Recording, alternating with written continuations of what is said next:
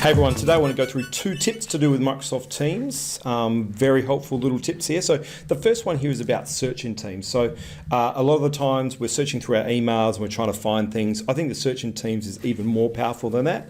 So if I look for a phrase or something like that in Teams, over here on the left, you get some really helpful kind of things. So first of all, I'm just searching all the messages here that include the word test.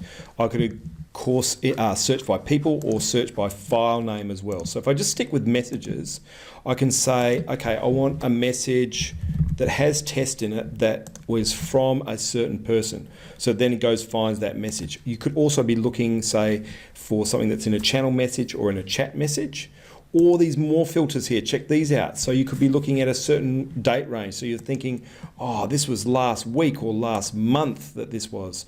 Or is it in a particular team? So I can say, all right, in this particular team, from this particular person at that particular time, it was only, or maybe even a channel. So it's this channel that I know it's in. So you get a lot of options here, guys. That makes it really easy to filter for and look for messages of that particular type, okay?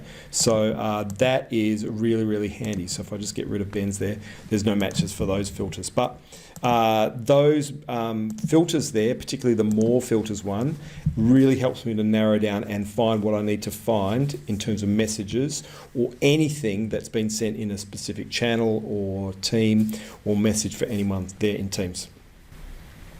Hey, the second tip that I wanted to show you here is the new notifications panel. So if I go into my settings, click on my profile picture, go into settings and look at notifications. So this has changed now, it looks a little bit different. So you can choose to get an email if you've missed any activity. And so I have mine on daily if I've missed anything. So kind of like Sector, after 7 days, if you don't see a notification in Sector, you'll get an email. Same here as in Teams, and you can specify when that email comes.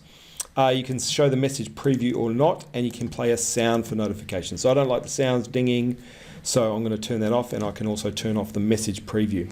Now down here, notifications. So some people hate the desktop notifications coming across. Some people love them. This is where you're able to customize it. So if you go all activity, that'll just turn everything on. Just mentions and replies. So people, if they mention you or reply to a comment that you've made, you'll get a notification. Or you can go for custom. So if I go to custom, this now allows me to customize my settings. So my personal message, I'm going to only show and feed. I've turned all of these off. So I think I turned all of these off because I was doing a presentation live and I didn't want to have these banners. But you can say, all right, for team mentions, so when someone goes at mathematics department, you can say I'm only going to show that in my feed, or I'm also going to get a banner as well, okay? So you can customize each of these as to what you want to see.